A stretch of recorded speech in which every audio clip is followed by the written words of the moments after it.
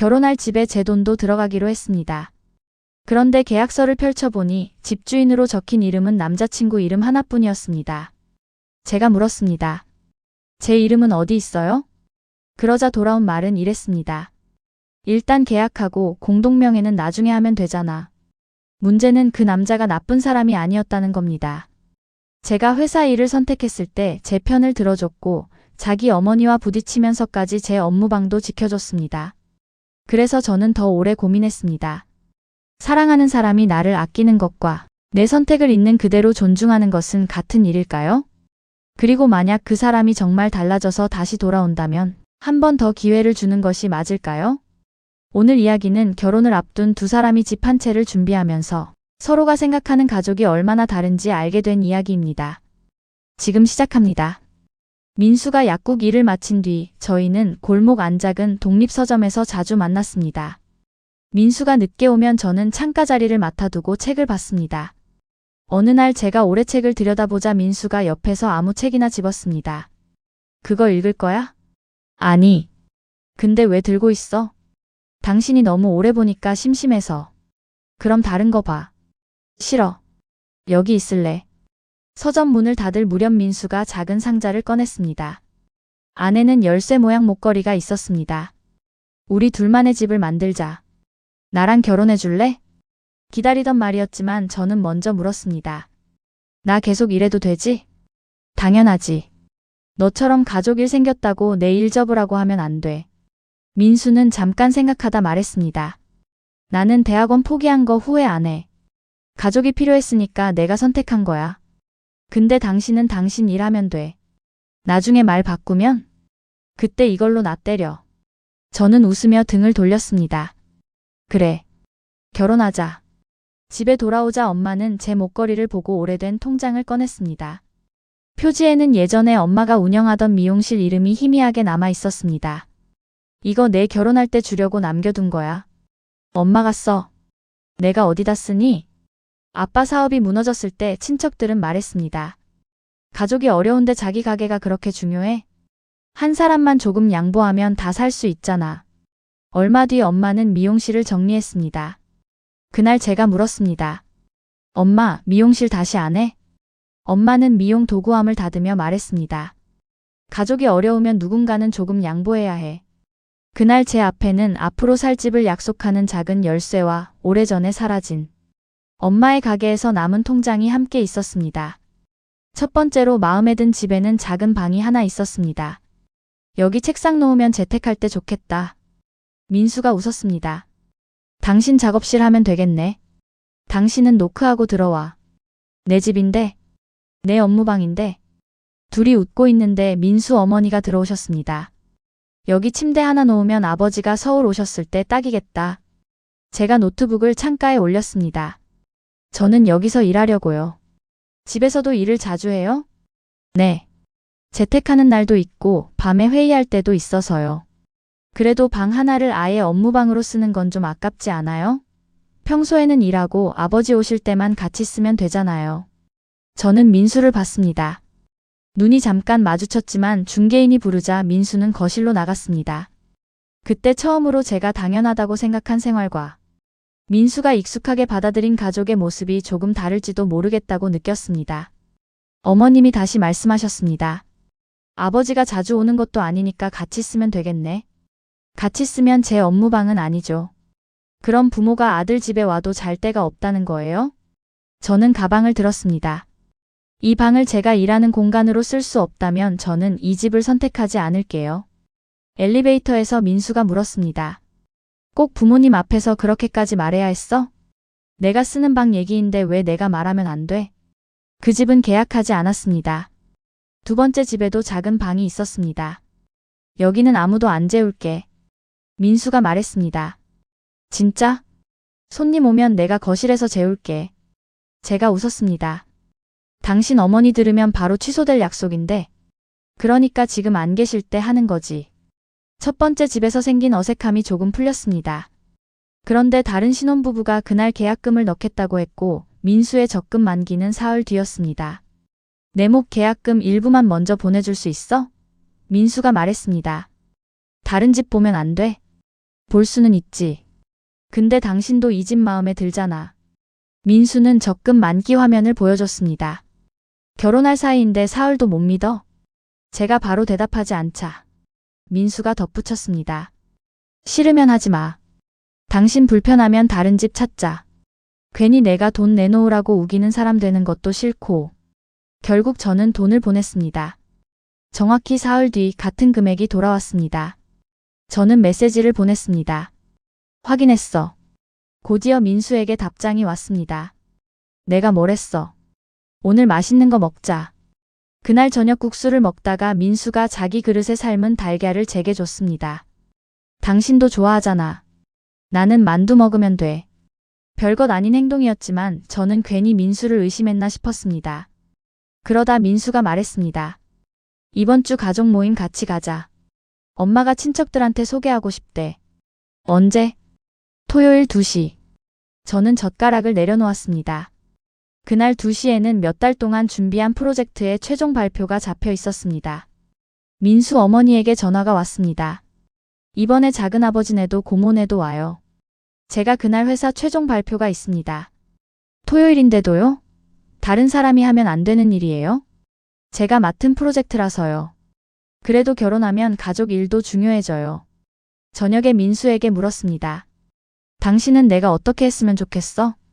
어디로 가야 하는지는 이미 알고 있었습니다. 다만 민수가 제 선택을 어느 정도까지 자기 일처럼 받아들일 사람인지 듣고 싶었습니다. 발표하고 조금 늦게 오면 안 돼. 민수가 말했습니다.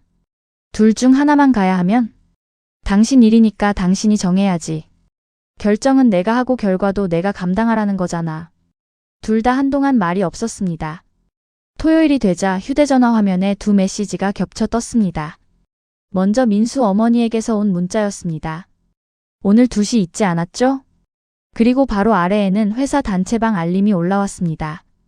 오후 1시 리허설, 오후 2시 최종 발표. 같은 2시를 가리키는 두 메시지가 한 화면에 나란히 떠 있었습니다. 저는 민수에게 전화했습니다. 나는 회사 갈 거야. 그래. 가도 돼?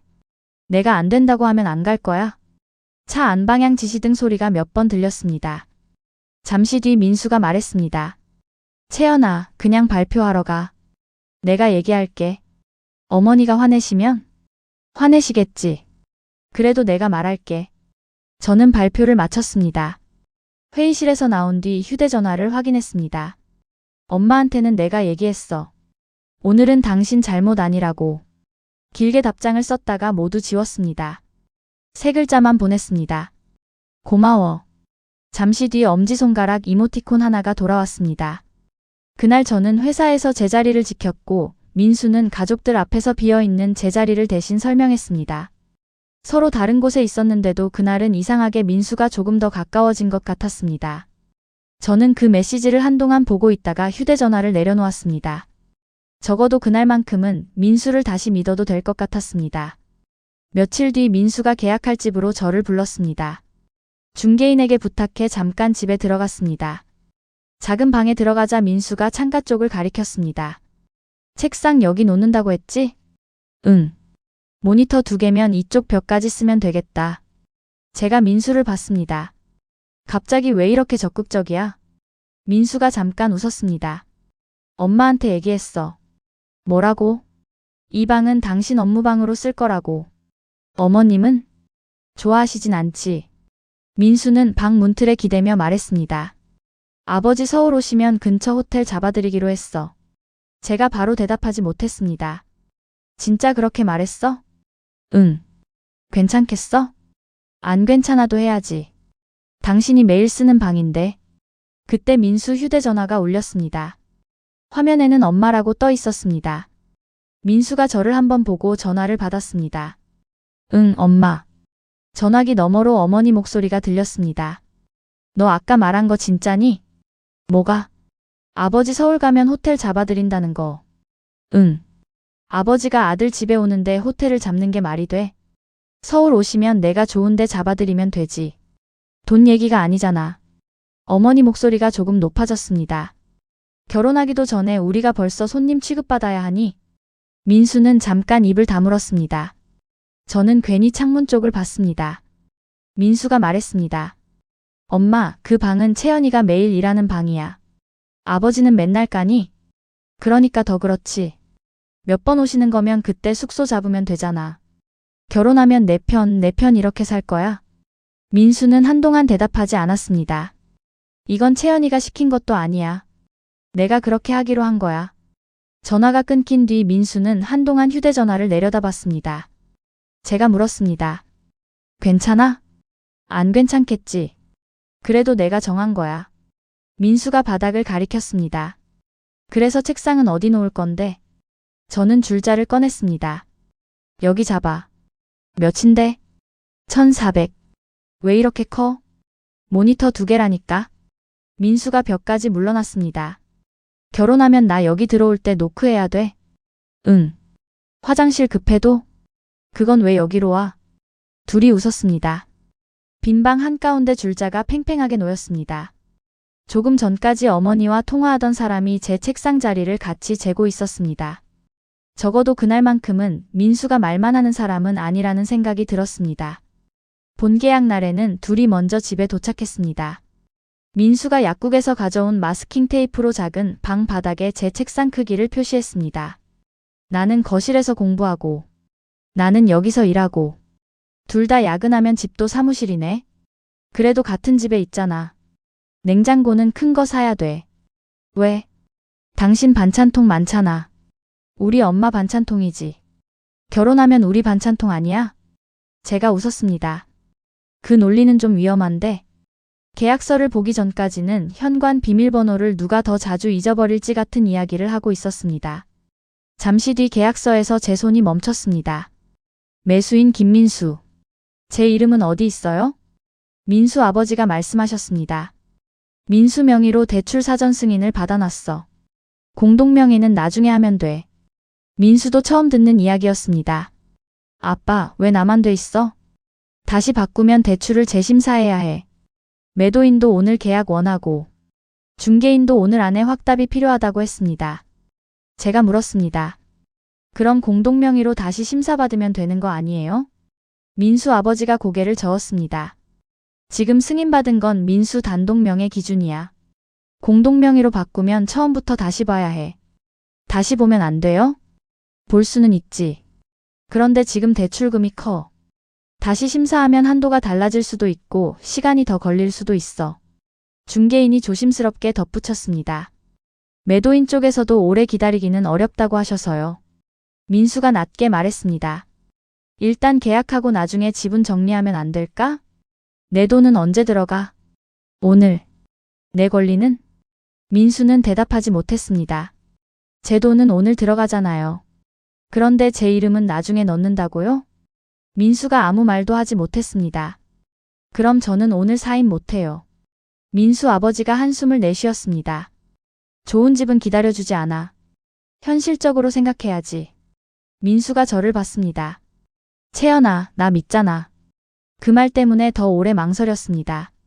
사흘 먼저 보낸 돈도 정확히 돌려줬고, 회사 발표 때도 제 편을 들어줬고, 업무방 때문에 자기 어머니와도 부딪힌 사람이었습니다. 저는 펜 뚜껑을 닫았습니다. 민수 아버지가 계약서 옆에 놓인 대출 서류를 다시 펼쳤습니다. 잠깐. 현금을 조금 더 넣어서 대출 자체를 줄이면 얘기가 달라질 수도 있어. 제가 민수 아버지를 봤습니다. 무슨 뜻이에요? 대출받아야 하는 금액을 낮추면 공동 명의로 다시 심사해 볼 여지가 생길 수 있다는 거야. 은행에 다시 확인은 해봐야겠지만. 민수가 물었습니다. 그러면 현금이 얼마나 더 있어야 하는데? 민수 아버지는 휴대전화 계산기를 켰습니다. 정확한 건 다시 계산해 봐야 해. 그때 중개인이 매도인에게 전화를 걸었습니다. 몇 분 뒤 통화를 마치고 말했습니다. 1시간 정도는 기다려 주신다고 합니다. 그 안에 진행 여부만 알려달라고 하시네요. 민수 아버지가 시계를 봤습니다. 마침 식당도 근처잖아. 일단 가서 숫자부터 다시 보자. 몇 분 전까지 둘이 미래를 그리던 작은 방에는 마스킹 테이프로 만든 제 책상 자리만 그대로 남아 있었습니다. 집을 살 수 있느냐의 문제가 아니라 제 이름을 넣으려면 무엇을 더 내놓아야 하는지 계산하는 문제가 되어 있었습니다. 우리는 계약을 끝낸 것도 완전히 포기한 것도 아닌 상태로 식당으로 갔습니다. 음식이 나왔지만 거의 아무도 먹지 않았습니다. 음식이 나오기 전부터 민수 아버지는 휴대전화 계산기를 켜고 대출 금액을 다시 맞춰보고 있었습니다. 잠시 뒤 아버지가 화면을 테이블 가운데로 돌렸습니다. 현금이 이 정도만 더 들어오면 대출액을 낮출 수 있어.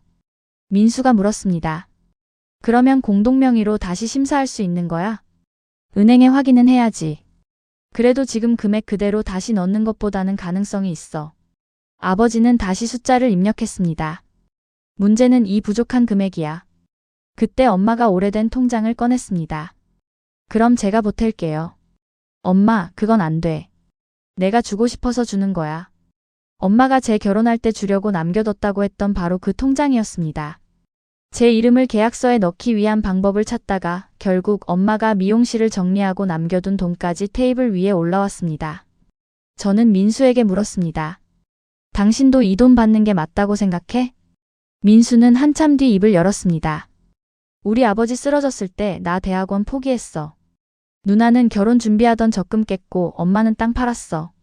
그건 당신들 가족이 선택한 방식이잖아. 맞아.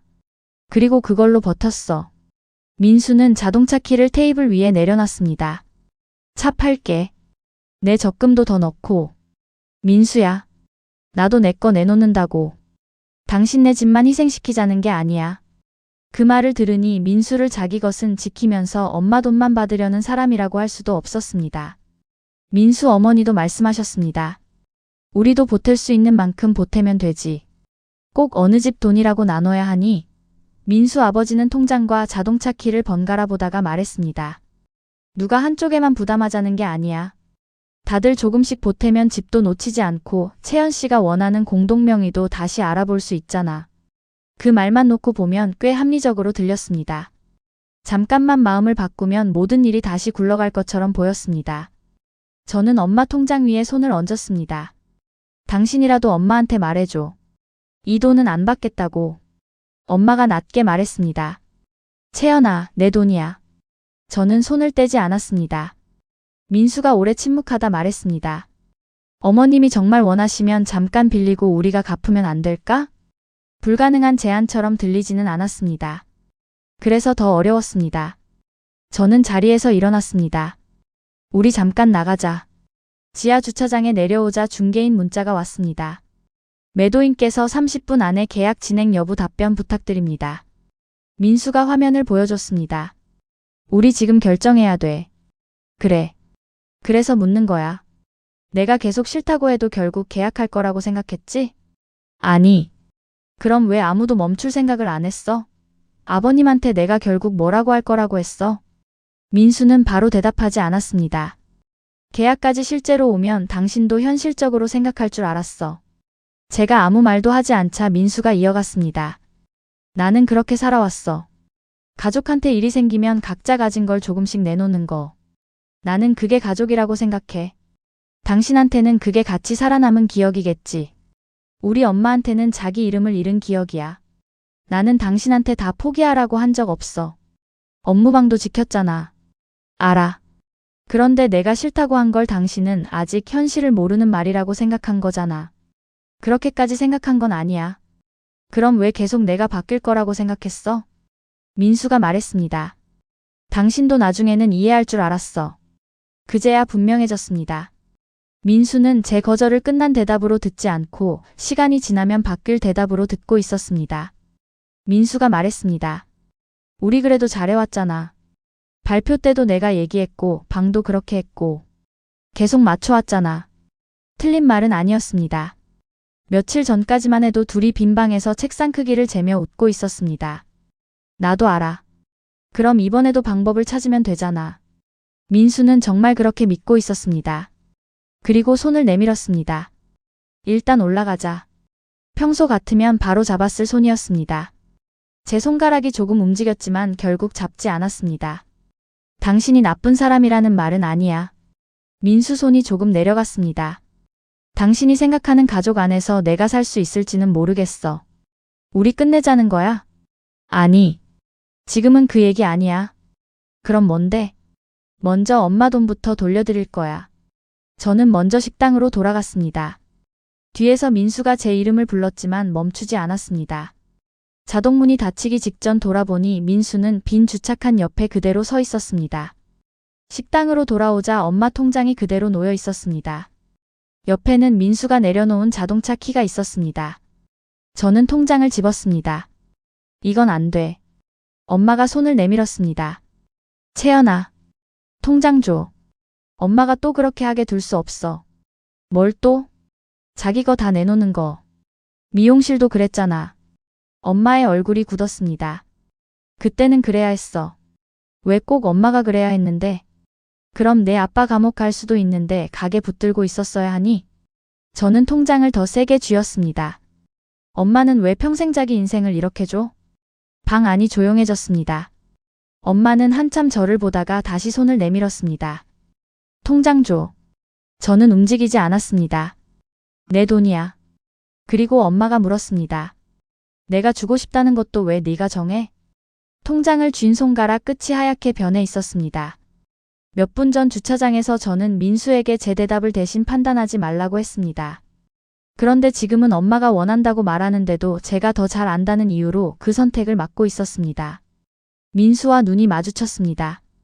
그는 아무 말도 하지 않았습니다. 제가 겨우 말했습니다. 엄마는 나중에 후회할 수도 있잖아. 엄마가 짧게 웃었습니다. 그럼 내가 후회해야지. 저는 바로 통장을 돌려주지 못했습니다. 몇 초가 지나고서야 손에 힘을 풀었습니다. 통장을 엄마 쪽으로 밀지도 않고 그냥 테이블 위에 내려놓았습니다. 엄마도 바로 가져가지 않았습니다. 오래된 통장이 저와 엄마 사이에 그대로 놓여 있었습니다. 잠시 뒤 저는 통장을 다시 집어 엄마 앞에 내밀었습니다. 아까 미안해. 뭐가? 엄마가 주고 싶다고 하는 것까지 내가 틀렸다고 한 거. 엄마가 물었습니다. 그럼 받을 거야? 아니. 저는 통장을 조금 더 앞으로 내밀었습니다. 엄마가 주고 싶은 마음까지 내가 뭐라고 할 수는 없어. 근데 나는 그 돈 안 받을게. 엄마는 통장을 가방에 넣었습니다. 저는 민수를 봤습니다. 이 집 포기하자. 뭐? 양가 돈 받지 말고 우리 둘 월급으로 감당할 수 있는 집부터 다시 찾자. 결혼식도 미루고. 민수가 고개를 저었습니다. 왜 부모가 도와줄 수 있는데 일부러 안 받아? 우리 삶의 기본은 우리가 책임지고 싶어. 나는 그 차이를 모르겠어. 민수가 말했습니다. 필요하면 부모가 자식 돕고 자식도 부모 돕는 거. 나는 그런 가족을 만들고 싶어. 도움은 그냥 도움이지. 저는 또 하나의 타협을 만들려고 했습니다. 집 살 때만 돈을 안 받고 다른 건 같이 하자고 말하면 될 것 같았습니다. 민수가 물었습니다. 왜 말 안 해? 또 다른 방법 찾고 있었어. 무슨 방법? 집 살 때만 부모님 돈 안 받고 다른 건 괜찮다고 하면 되나 싶어서. 그럼 그렇게 하면 되잖아. 아니. 그러면 또 다음 문제가 생기면 다른 기준을 만들 것 같아. 그때 웨딩 플래너에게 메시지가 왔습니다.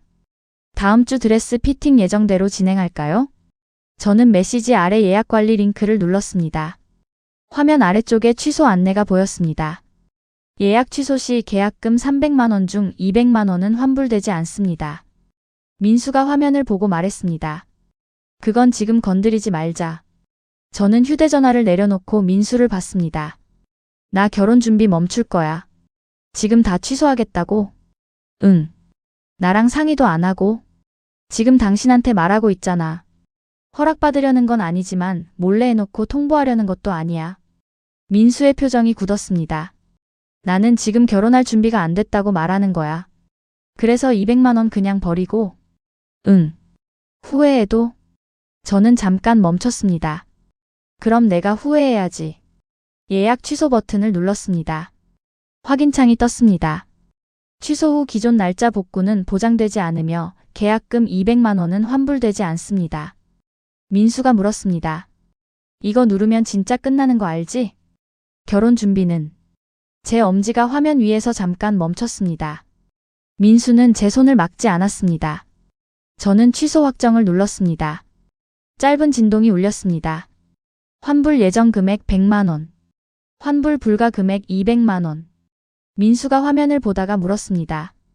그럼 우리도 끝이야? 그건 지금 결정하지 않을게. 집도 포기하고 결혼식도 취소하고 돈까지 잃고. 근데 우리는 모르겠다고? 응. 민수가 저를 봤습니다. 왜? 나는 계속 어떻게든 결혼하는 쪽으로만 생각했어. 집에 문제 생기면 다른 집 찾고 부모님 문제 생기면 또 방법 찾고. 저는 잠깐 말을 멈췄습니다. 근데 이제는 방법 말고 내가 진짜 당신이랑 결혼하고 싶은지부터 생각해보고 싶어. 민수는 한동안 아무 말도 하지 않았습니다. 연락은? 당분간 안 했으면 좋겠어. 민수는 자동차 키를 집었습니다. 그것도 내가 정하면 되겠네. 그는 자리에서 일어났습니다. 문을 열기 전에 잠깐 멈췄지만 돌아보지는 않았습니다. 결혼식 날짜는 사라졌습니다. 하지만 민수와 제가 끝난 것은 아직 아니었습니다. 민수와 한 달 동안 연락하지 않았습니다. 확정된 위약금 안내는 서랍에 넣었습니다. 회사에서는 평소처럼 일했고 집에서는 엄마와 밥을 먹었습니다. 처음 며칠은 휴대전화가 울릴 때마다 화면을 봤지만 민수 이름은 뜨지 않았습니다. 어느 날 엄마가 말했습니다. 민수 씨 왔다 갔어. 왜? 나한테 사과하러. 뭐를? 자기 생각을 나한테 밀었다고. 제가 물었습니다. 엄마는 뭐라고 했어? 알겠다고 했지. 엄마는 반찬을 집다가 말했습니다. 엄마 때문에 결정하지 마. 뭘? 다시 만나든 안 만나든.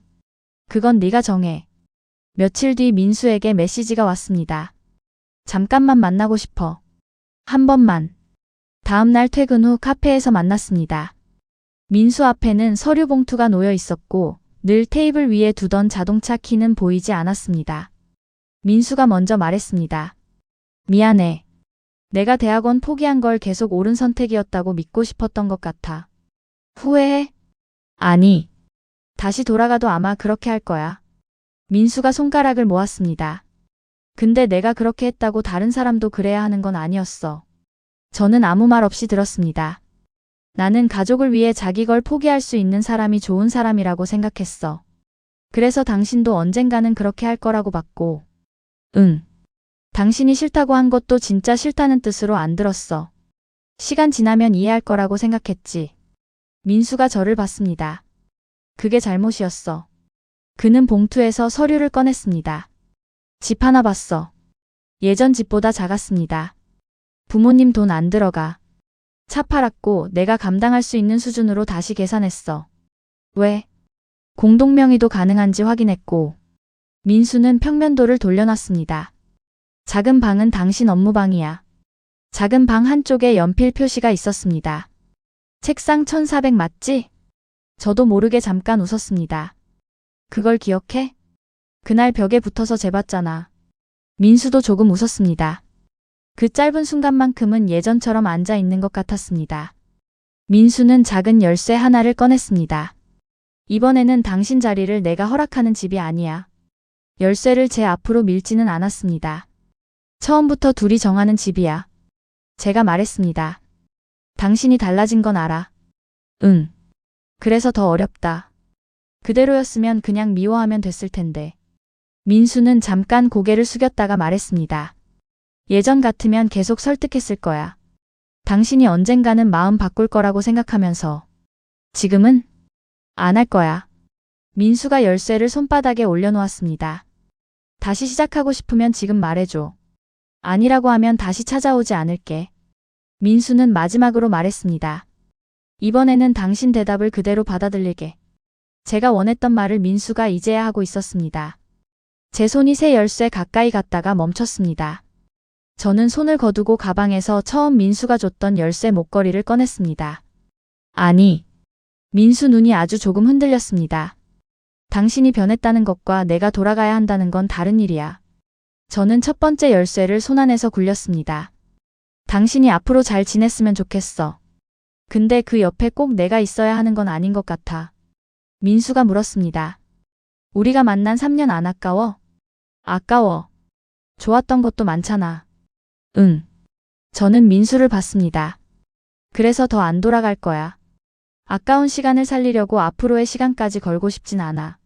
민수는 새 열쇠를 천천히 주머니에 넣었습니다. 그 목걸이는 왜 안 돌려줘? 당신이 준 거잖아. 그러니까? 내 거잖아. 민수가 잠깐 웃었습니다. 그렇네. 알겠어.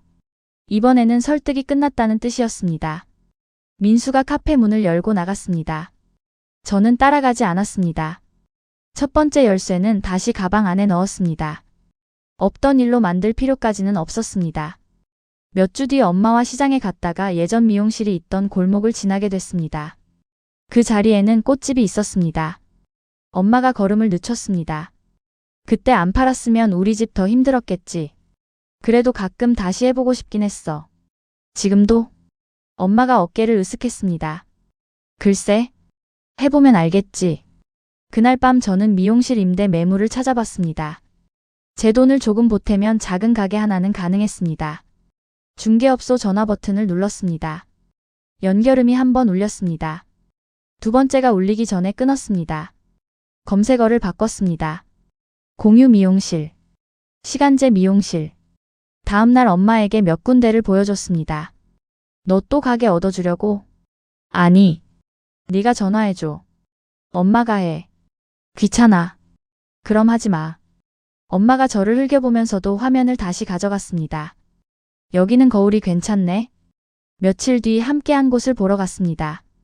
관리자가 계약서를 제 앞으로 내밀었습니다. 따님이 계약자이실까요? 제 손이 반사적으로 나갔다가 멈췄습니다. 저는 계약서를 엄마 쪽으로 밀었습니다. 저 말고 엄마한테 설명해 주세요.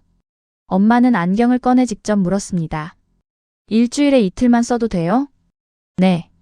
손님 없으면 일찍 가도 되고요? 그럼요.